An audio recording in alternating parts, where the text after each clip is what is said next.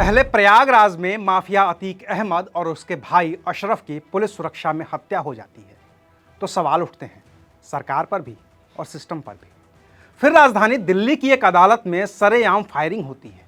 Shooter वकील के वेश में आता है और महिला को गोली मार देता है तो फिर सवाल उठते हैं सरकार पर भी और सिस्टम पर भी। लेकिन अब से करीब 19 साल पहले एक अदालत में करीब 200 महिलाओं ने सरेआम पुलिस की मौजूदगी में जज के सामने एक अपराधी को चाकुओं से गोद दिया था और भरी अदालत में उसकी हत्या का जश्न मनाया था। ये कहानी है सीरियल किलर भरत कालीचरण उर्फ अक्कू यादव की हत्या की, जो हर अपराध के बाद अदालत की चौखट तक तो आता था लेकिन वहां से हमेशा रिहा होकर बाहर आ जाता था। नमस्कार, मैं हूं अविनाश और आप देख रहे हैं अनकट। तारीख थी 13 अगस्त 2004। दोपहर के करीब 2:30-3 बज रहे होंगे। उस वक्त नागपुर की अदालत में एक आदतन अपराधी की पेशी थी। नाम था भरत कालीचरण उर्फ अक्कू यादव। अपराधी बड़ा था तो उसकी सुरक्षा में 2 कांस्टेबल भी मौजूद थे हथियारों के साथ। उस दिन उसे जमानत मिलने वाली थी। लगभग तय था कि वो रिहा हो ही जाएगा, लेकिन सुनवाई के दौरान ही करीब 200 महिलाएं जज के चैम्बर में पहुंच गईं। लकड़ी के दरवाजों को हाथों से तोड़ दिया और जज के सामने ही चाकुओं से गोदकर भरत कालीचरण उर्फ अक्कू यादव की हत्या कर दी। और जिन महिलाओं ने अक्कू यादव की हत्या की वो आतन अपराधी नहीं थीं, बल्कि ये वो महिलाएं थीं जिन पर अक्कू ने जुल्म की इंतहा की थी। और जिस दिन अक्कू की हत्या हुई उस दिन भी अक्कू ने एक महिला को रेप करने की धमकी दी थी। दरअसल हुआ ये था कि जिस वक्त अक्कू को कोर्ट में लाया जा रहा था उसी वक्त अक्कू की नज़र एक महिला पर पड़ी। ये वो महिला थी जिसके साथ अक्कू ने बलात्कार किया था।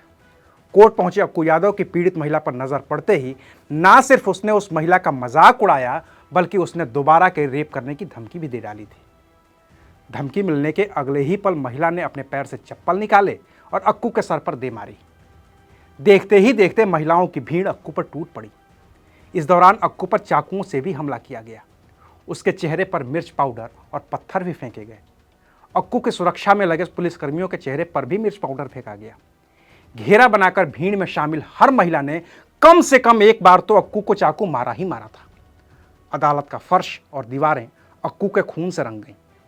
पोस्टमार्टम रिपोर्ट में पता चला कि अक्कू के शरीर पर करीब 74 बार चाकू से हमला किया गया था।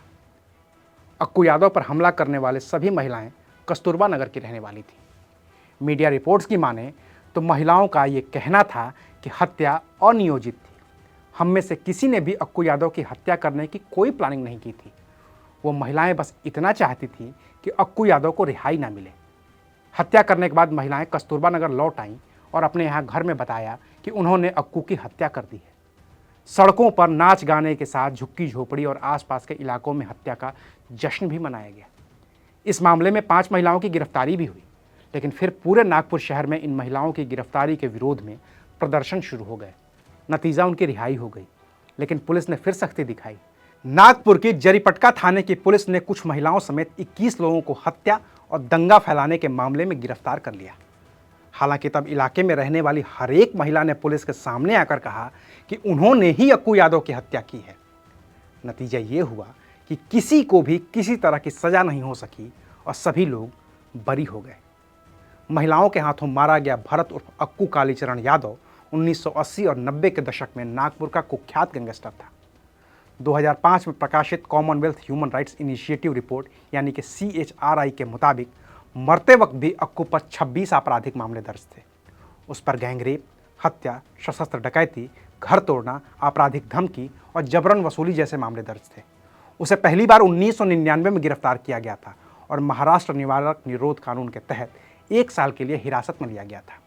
साल 2000 में अक्कू के हिरासत का आदेश रद्द कर दिया गया था। जनवरी 2004 में बॉम्बे पुलिस अधिनियम 1951 के तहत अक्कू को नागपुर शहर और ग्रामीण इलाकों में जाने से प्रतिबंधित भी किया गया था, लेकिन अक्कू ने इस आदेश का कभी पालन नहीं किया। और फिर जिन महिलाओं के साथ उसने ज्यादती की थी उन्होंने ही सरेआम उसकी हत्या कर दी। तो ये थी कहानी कुख्यात अक्कू यादव की हत्या की, जिसे जज की मौजूदगी में महिलाओं ने चाकुओं से गोदकर मार डाला था। आज के लिए इतना ही, फिर मिलेंगे नई खबर के साथ। देखते रहिए अनकट।